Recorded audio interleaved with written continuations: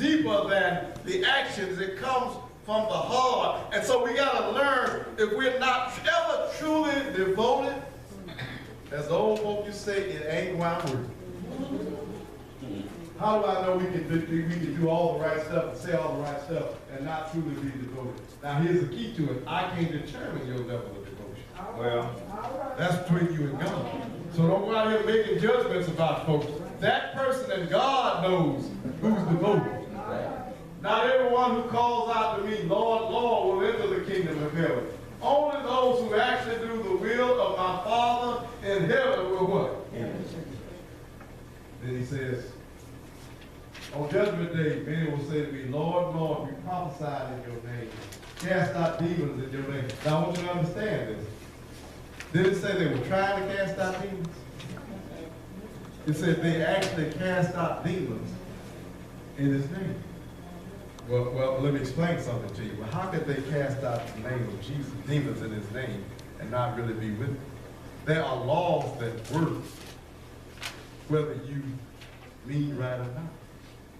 The law of reaping and sowing is a principle that works whether you mean right or not. If you sow good things, you're going to reap good things. That don't mean you saved. There are just some laws that God puts in place. When God says, in the name of Jesus, but you got to be careful now, because remember the sons of Sceva, when they went out and in the name of Paul, we demand these demons come out of you, and they came, they said, Paul we know, Jesus we know, but who are you? Right. And when they came out, they ripped the clothes off and ran them out naked. So they came out and watch what happened. This ain't no plaything. We don't like to talk about demons in church, but there's a lot of demons going on. We perform that, but he said, but I will reply, I never knew. Get away. Have you ever looked at folk and they, child, I know, and you say, who are you? And that's really embarrassing. You know, to turn around, isn't it, I gotta remember, isn't it embarrassing? When you hanging out with your boy, you know, back in the day, you said, man, we gonna go to this spot, I know the owner, we gonna hang. Y'all go in, he's the big shot, and then the owner come in, hey man, he say, hey, how are you? You know, you notice the owner ain't responding like you think y'all. And then you find out he doesn't even. He knows of the owner, so the owner, he thinks the owner. It can be the same way with Jesus. You may know of Jesus, but Jesus may not know you. You got to get a relationship, and you don't get a relationship with, I'm getting ahead of myself. The whole purpose of becoming a Christian, of following Jesus, is to become like Jesus. I think I'll say that again. The whole purpose of becoming a Christian, of following Jesus, is to become like Jesus. I honestly believe many of us are so church focused, or we have been so oriented by our past preachers, that we cannot devote ourselves fully to the master teacher. We know church, but we don't know Jesus. We know what folk have taught us, but we don't know the teaching. Well, let's go on. Then Jesus gave the following illustration. Can one blind person lead another? Won't they both fall into a ditch? Some of us are in a ditch right now and don't even know it. Because we followed somebody that did and that's why I say, ask me about it. Ask me about it. And one thing about me, even if I'm going wrong, I'm going to tell you right. And folk always telling you, well, if you ain't doing it, why are you giving me advice? I thank God for those men on the corners that were, their lives had been wrecked by alcohol, telling me, son, don't follow me. They were still doing it, but I thank God they had enough sense to tell me, son, don't go where I've been. I thank God for those young men that grew up with me, that got into drugs and selling drugs and saying, son, bro, you don't need to go where we go. See, you ought to stop saying, they can't tell me, they done had 2 or 3 husbands. Maybe that's why she can tell you. Because some of us ain't had but one, but it ain't working. Come on, preacher.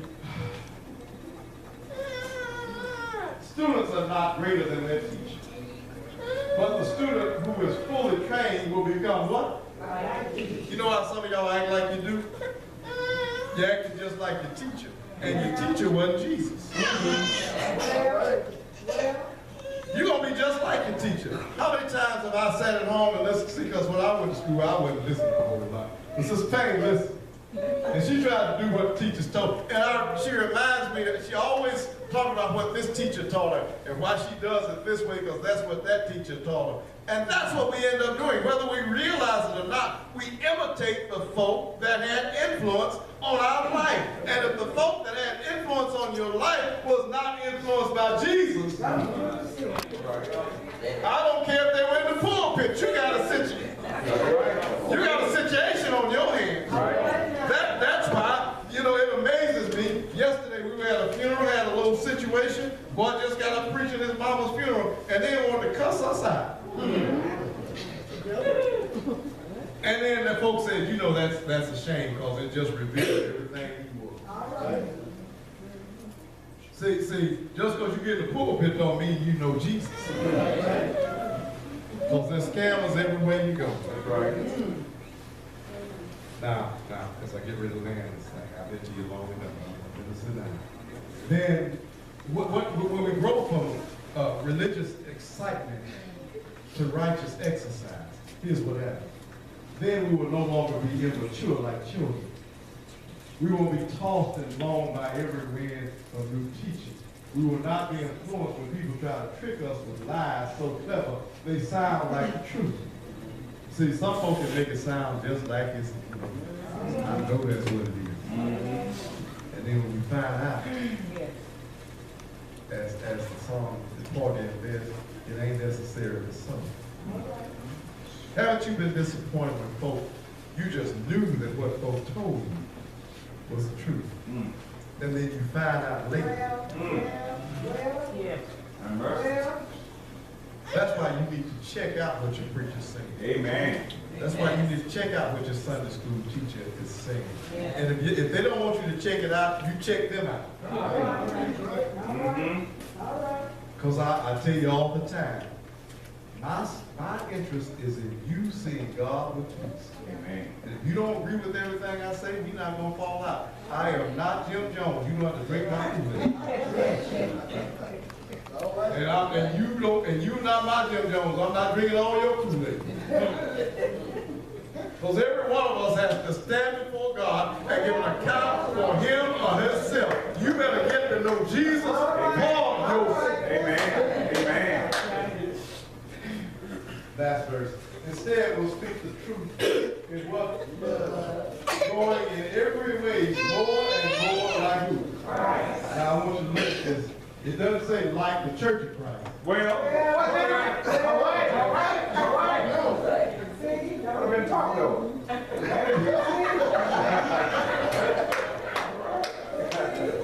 It says more and more like Christ, who is the head of his body. Right.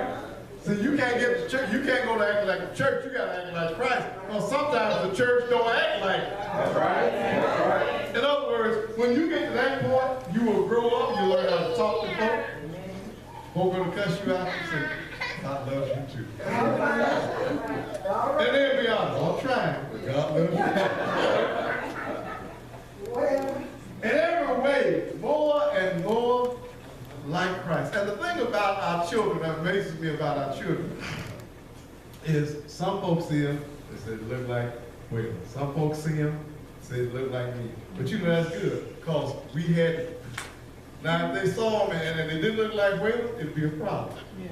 And if they didn't look like me, it showed enough be a problem. So when they grow up, I went to visit one of my girls on a job, and this woman said, Lord have mercy, you put on a wig, I'd have thought you was there. Or she shaved her head. But if that's what you belong to, whether you belong to Christ or not, you look like what you belong to. Y'all get this, let me put it up here so you can see it. Have you ever gone to school with somebody and you 45 and they look 65. You know why? They look like what they belong to. You don't have to ask them. So, now, if they've been sick, that's one thing. But if you ask them about their lifestyle, child, I'm partying every night, I'm drinking, smoking, I got that yak.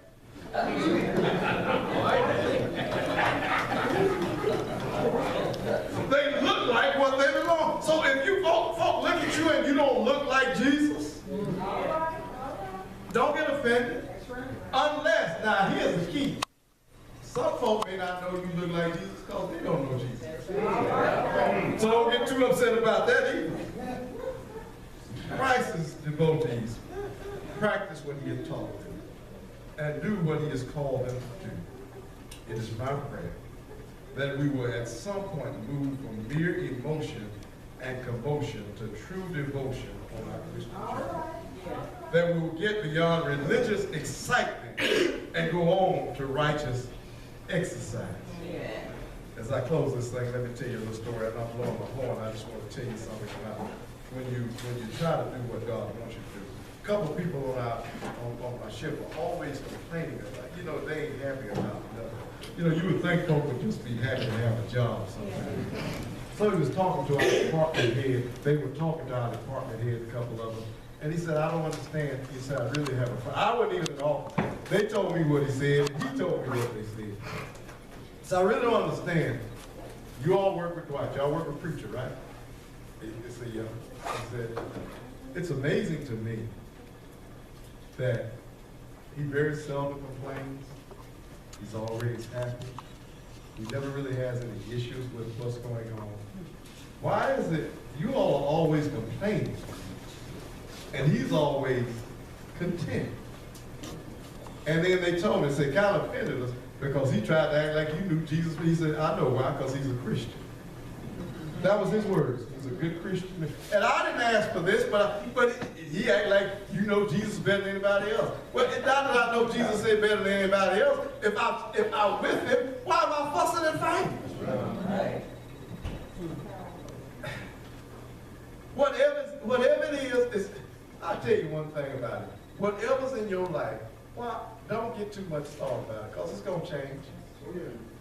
Whatever you're going through, it's going to change. So you learn to take that moment and let God guide you through that moment. I tell you all the time, if I ask every one of us sitting here, what were you worried about at 11:40, what's today's date? January 18, 2014. 14, a year ago. What were you worried about last year this time? Anybody know? So why did you worry about it? Why did you spend all that energy worrying about it? And now you don't even remember. If you don't know Jesus, he's the one that healed this man. You need healing in your life. There's some demons in your life you need to get rid of. There's some junk stuff and things in your life you need to get rid of. How do I do that? I need to know, I need to believe. Don't come down here if you don't have faith in Jesus. Have faith in Jesus. That's the key. That's the starting point. You got to have faith in Jesus. You need to repent of what's wrong in your life. You need to confess Christ to be the Son of God. Then you need to be baptized, become a Christian. Nothing more, nothing less. And then if I've messed up, I need to be willing to fess up. Whether it be to God or to people. And I always say that's the hardest thing for men. Women can say I'm sorry, but it's hard for us to say. We try to do all kinds of stuff to keep from saying I'm sorry. But you know what that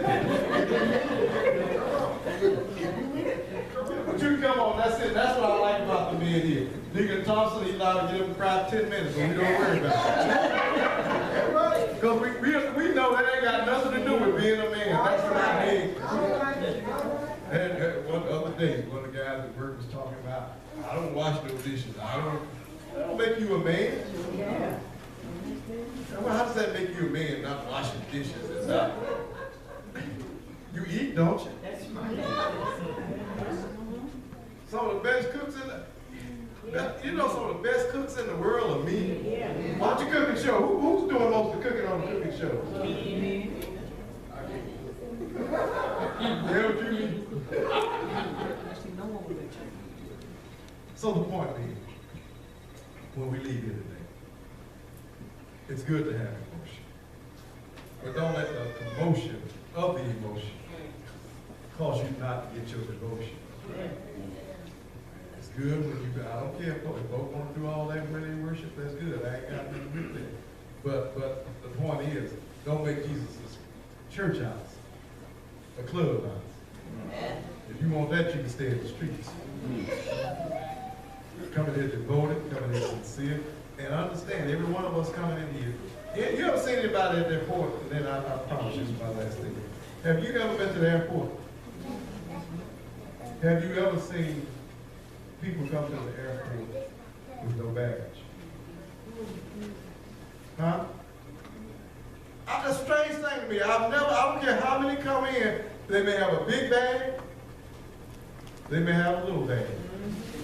But just about everybody that comes to that airport got some baggage. What's your point? Just because folk come to Jesus, don't expect them not to have any baggage. Every one of us going to come with some baggage.